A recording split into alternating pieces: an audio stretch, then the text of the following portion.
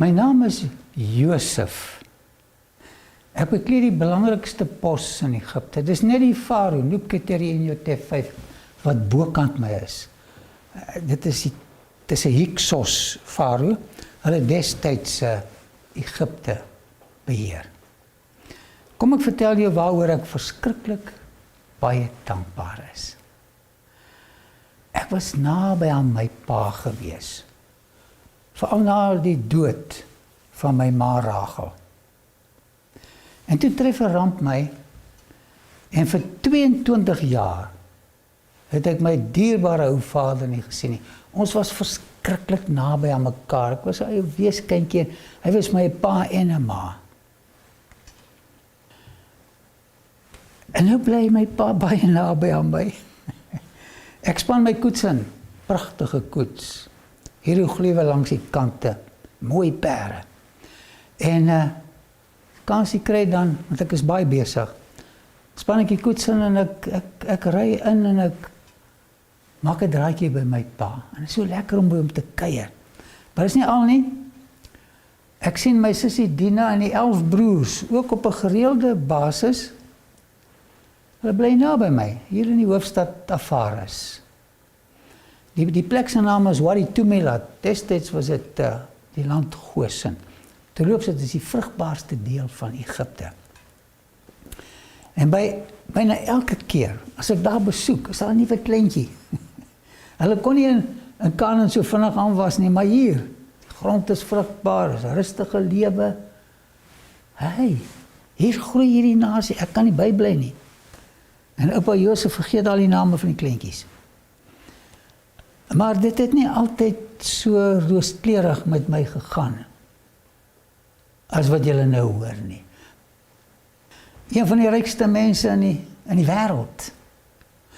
Maar soos ek sê, dit het nie altyd so goed gegaan met my nie. Ek kon 'n baie bittere mens geword het. Ek kon een van my broers doodgemaak het. Kom ek lees vir jou wat Moses baie jare gelede oor my geskryf het. Terloops, ek beskou hom as die kosbaarste bron met betrekking tot die 18de dinastie en die geskiedenis daarna. Lees gerus die boek Genesis en die boek Patriarge en Profete. Genesis 37 vers 1.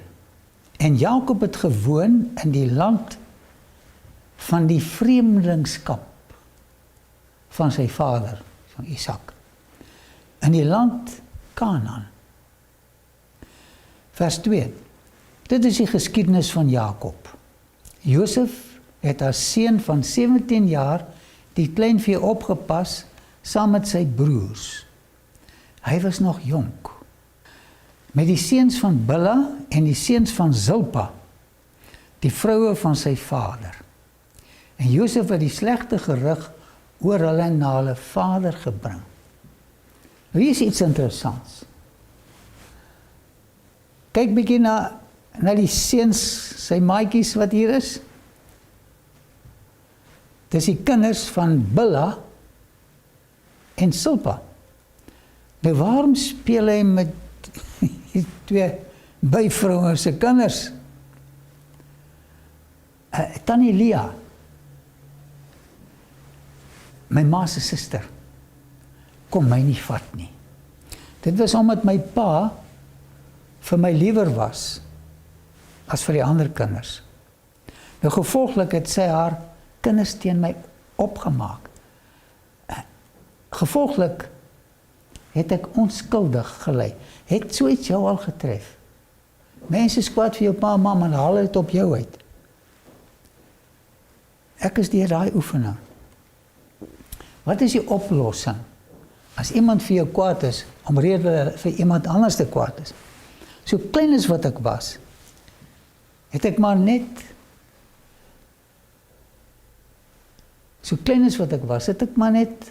met my pa se ander kinders gespeel, die byvroue se kinders.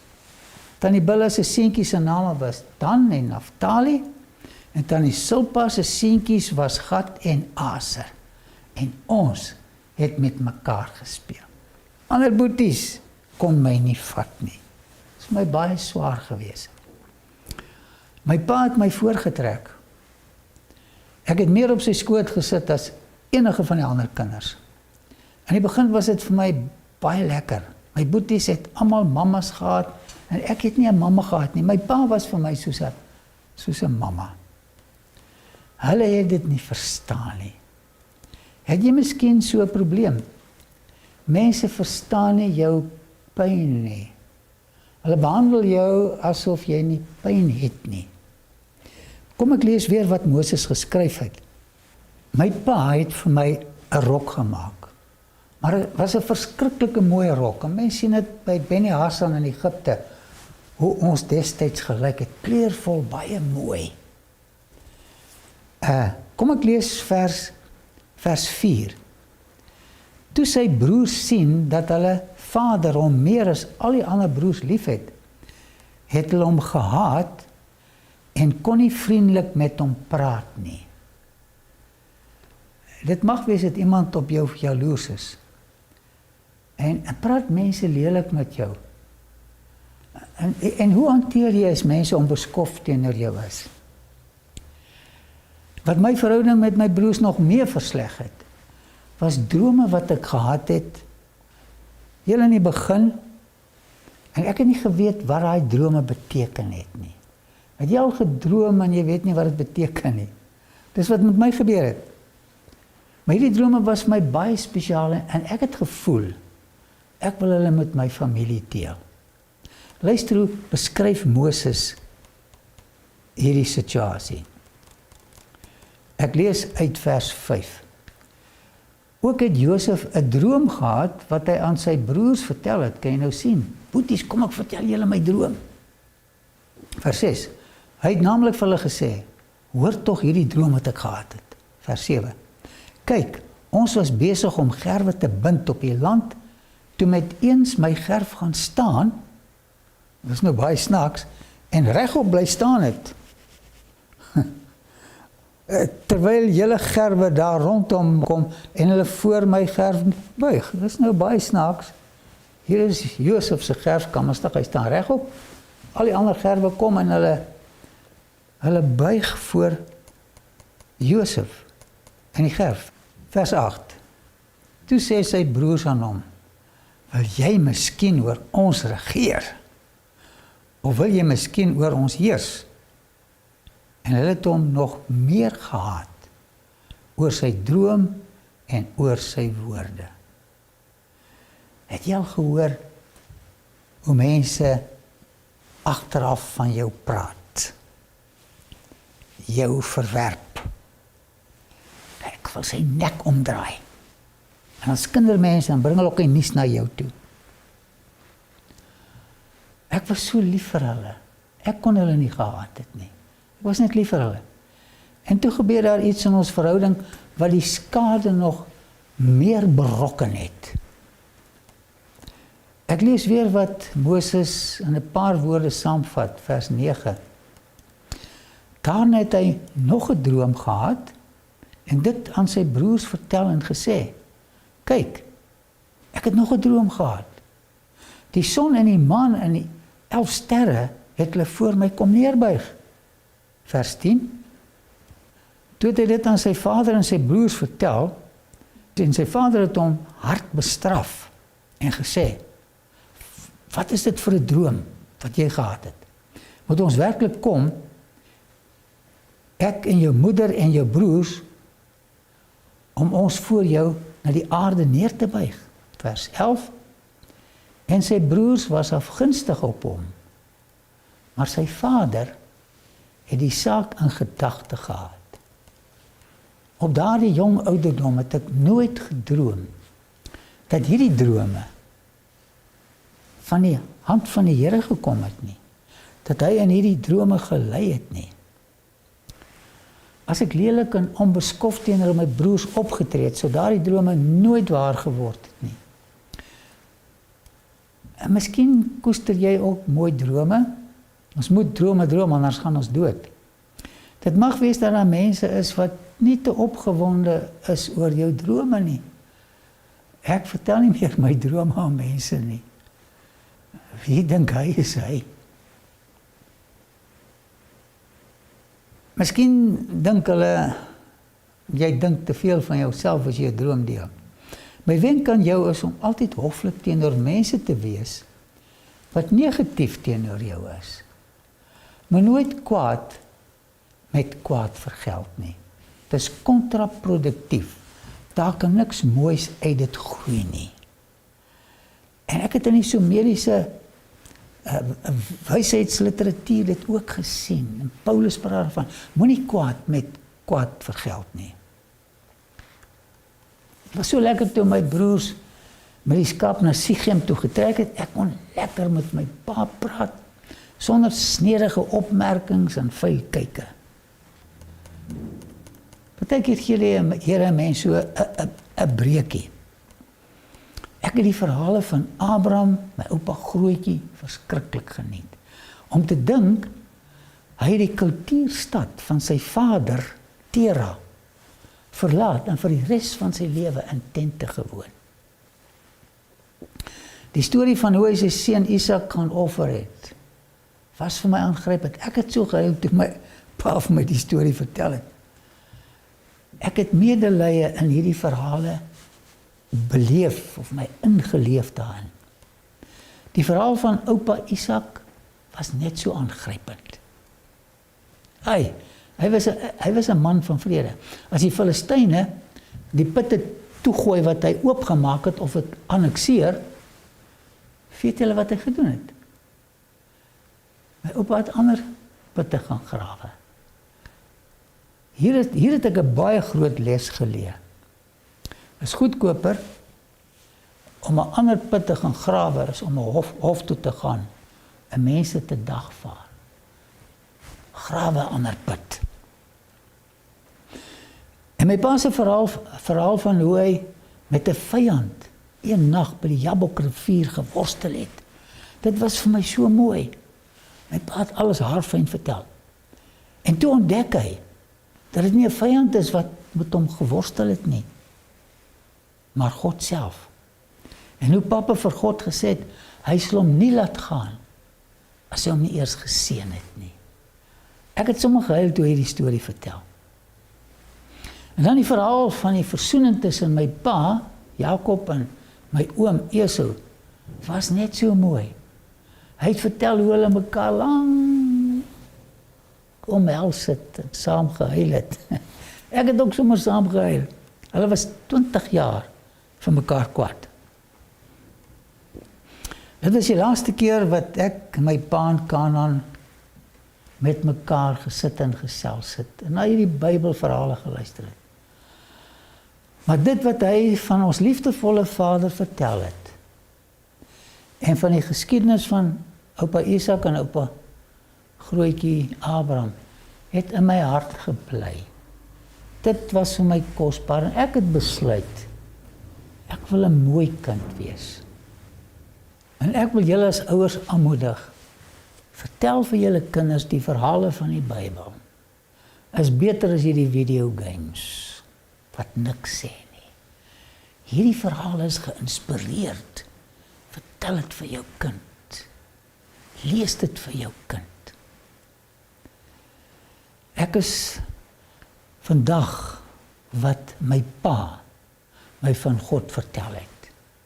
'n God wat omgee. Kom ons hoor meer wat het Moses oor hierdie geskiedenis van my geskryf. Vers 12.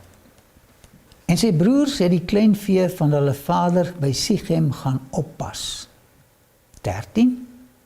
Toe sê Israel vir Josef, pas jou broers nie die vee op by Sichem nie? Kom, laat ek jou na hulle toe stuur. En hy antwoord hom, hier is ek.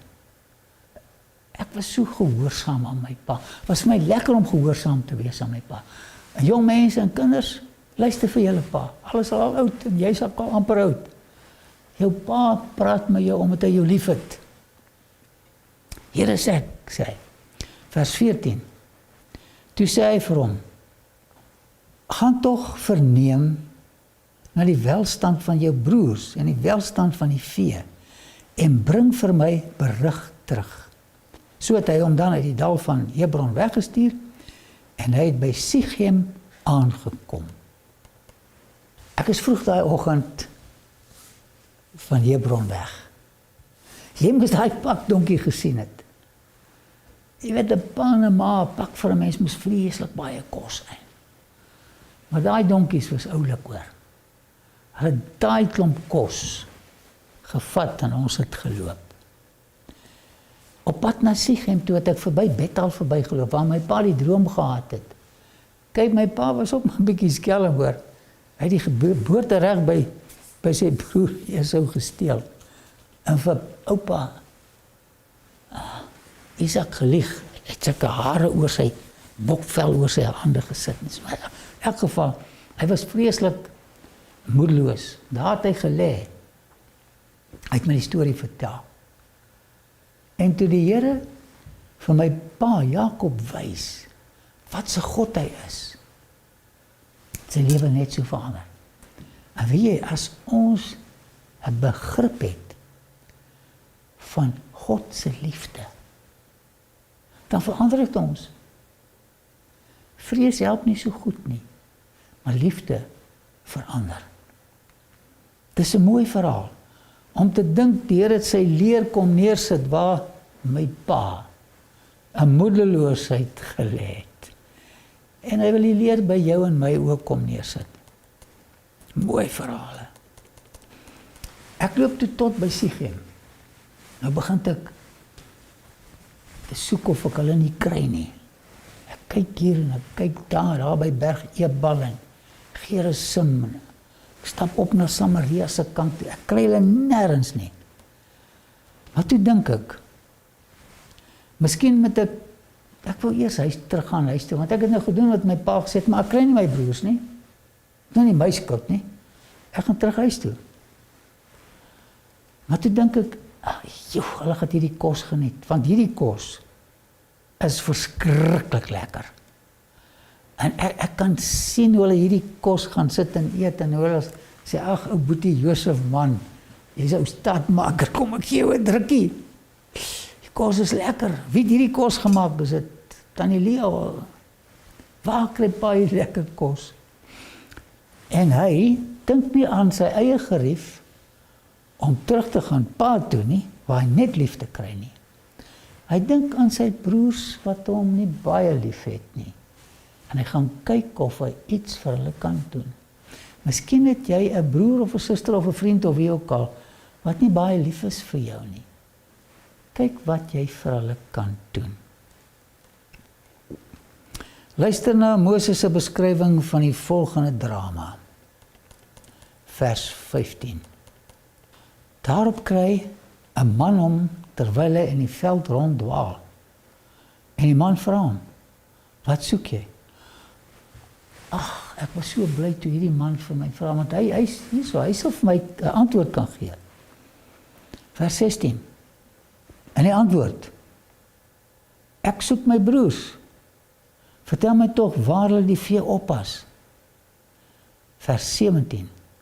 Toe sê die man, hulle het hiervandaan weggetrek, want ek het hulle hoor sê, laat ons na Dothan gaan.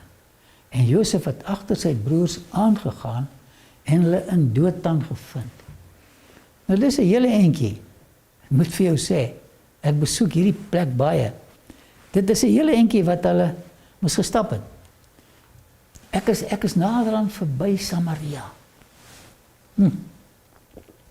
Net so 'n interessante stad. En hoe nader ek aan Dothan kom, hoe meer hardloop my verbeelding met my weg. Soos byvoorbeeld die volgende.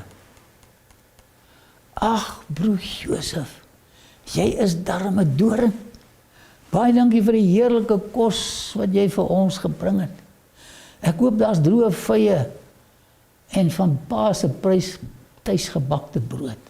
Ons is so moeg vir die kos wat ons hier koop. Die reisigers wat hier verbygaan op hierdie handelsroete het eintlik nie lekker kos nie. Dankie Josef dat jy dit gebring het. Ek was so opgewonde toe ek uiteindelik hulle opspoor. Ek kon nie wag om die kos van die donkies af te laai nie.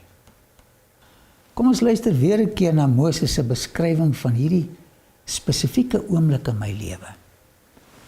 Nou, vandag kyk ek met dankbaarheid terug na die grootste trauma van my lewe. Maar toe ek die verwerping ervaar het en deur my broers verkoop is, op daai tydstip was dit 'n onbeskryflike traumatiese gebeurtenis in my lewe. Terwyl ek hier in my paleis in Alvarez sit, al die eer en die gerief en die geluk, dink ek dikwels aan hoe die Here in my lewe gelei het. En weet, dit sal goed wees, as jy vir 'n slag weer kyk hoe die Here in jou lewe gelei het. En daai verskriklike dinge wat ons getref het, het die Here daai vloeke gevat en dit mooi gemaak. Dis die Here wat ons dien.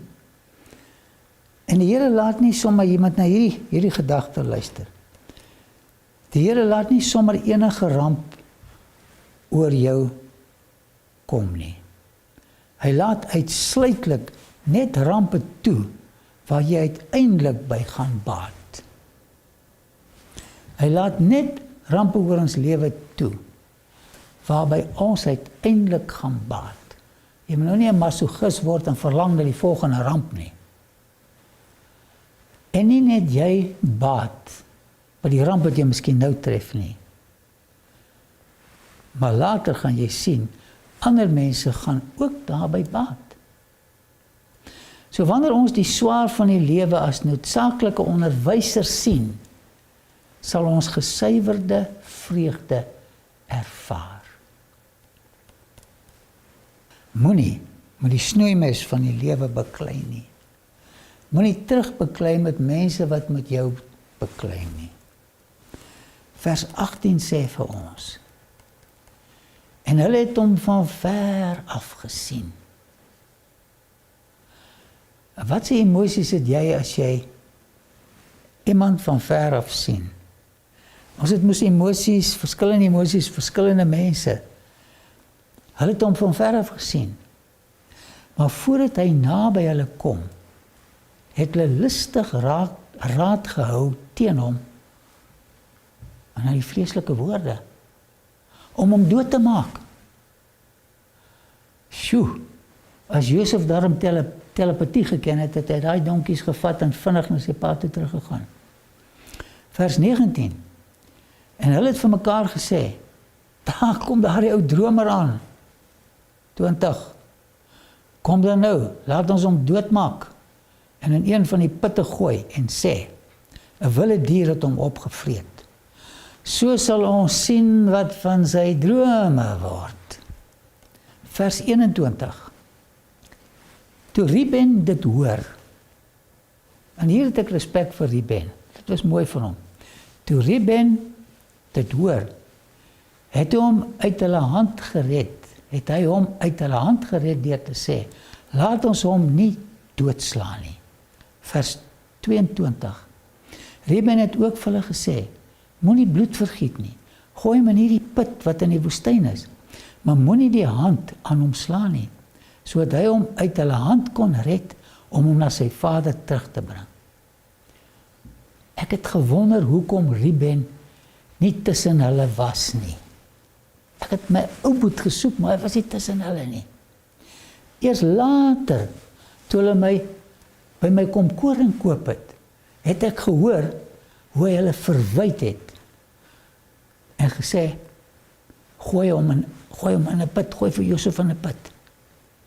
Want hy vir my later kom uithaal het. Jy weet, 'n mens vind baie mooi dinge eers later in jou lewe uit. Want ons het nie al die feite nou nie. Maar hier kom die broers, hulle kom kos koop. En ek is 'n bietjie hard op hulle. Ek het vir 'n slag in die tronk gegooi. Hulle weet nie dit is ek wat Josef is nie. Ek praat met die Here tolk met hulle. Nou praat hulle so en hy verwyd hulle. Ek het vir julle gesê, gooi hom in die put. Ek wil hom later kom uithaal het. Vers 23. En toe Josef by sy broers kom, trek hulle Josef se rok uit. Die rok met die lang moue wat hy aangehad het. Hoe het hy gelyk toe daai rok uitgetrek is? Hy was kaal. En die semitiese denke was skande erger as fisiese pyn. Vers 24. En hulle neem hom en gooi hom in die put. Kan jy dit sien? Maar die put was leeg. Daar was geen water nie. Jy weet, hulle het nie net my fisiese klere uitgetrek nie. Ek sou dit nou kon gevat het. Hulle het my van al my waardigheid gestroop.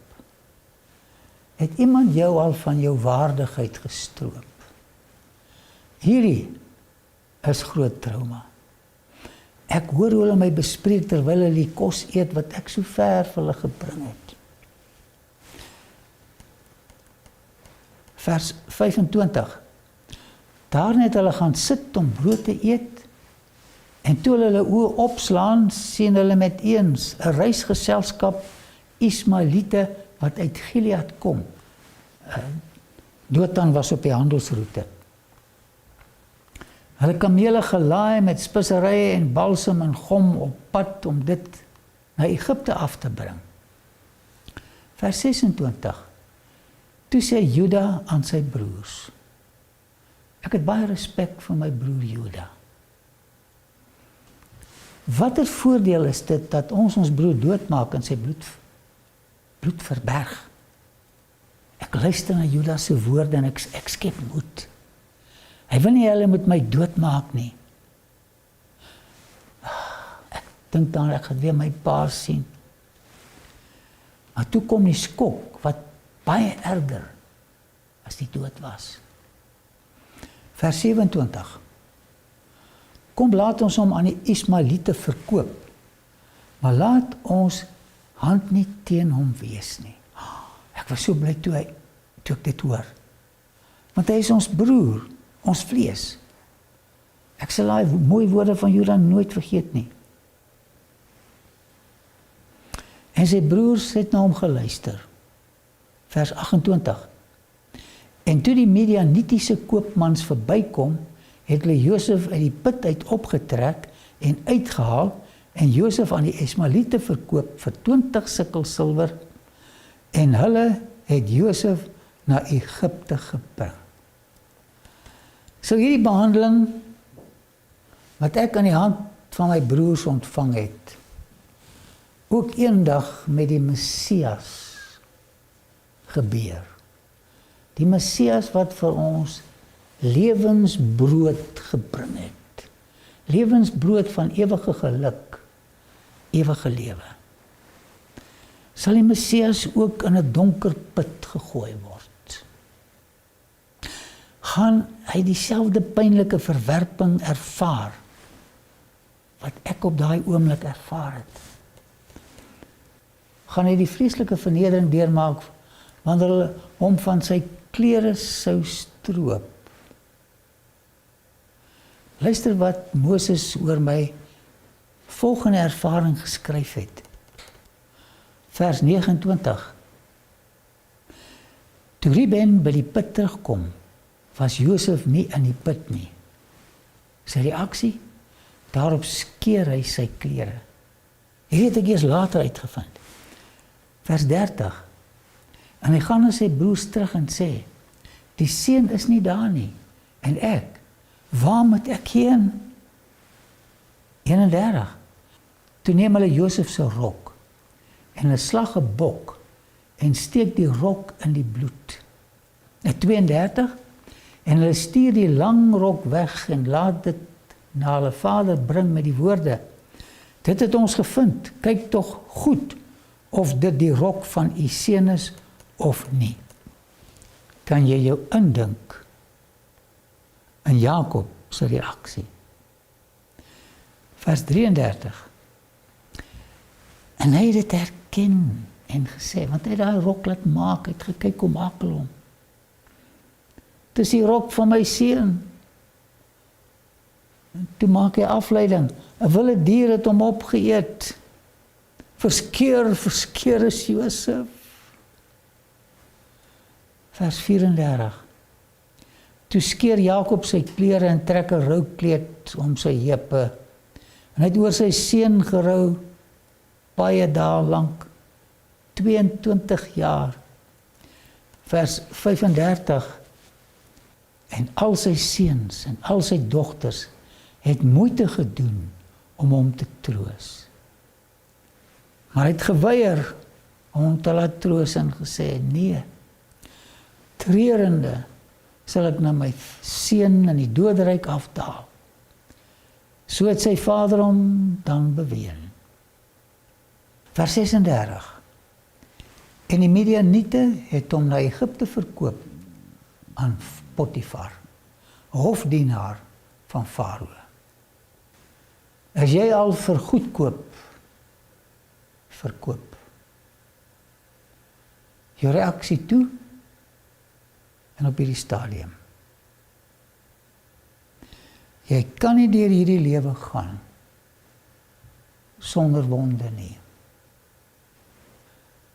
Ons sit met wonde.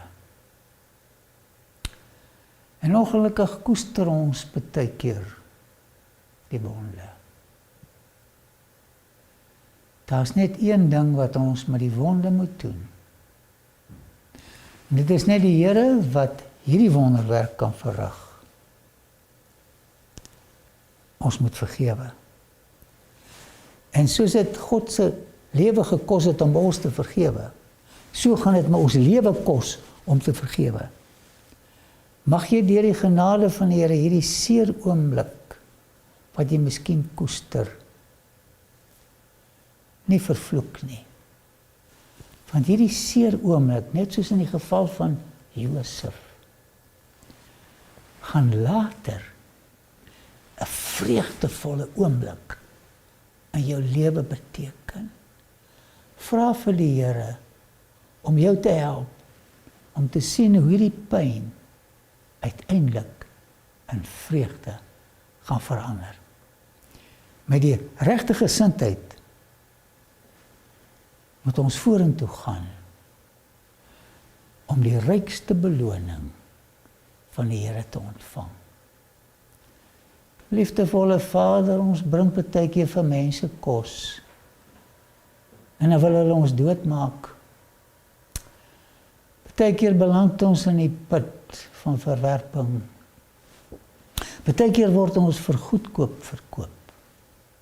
Maak ons soos 'n Josef, wat sy vyande in die antieke wêreld gevoed het en gered het van 'n hongerdood. Sit 'n jammerte in ons hart teenoor ons vyande en nie 'n gegriefdheid nie. Mag die Heilige Gees dit in ons lewens doen. Dit bid ons uitsluitlik in die dierbare naam van Jesus. Amen.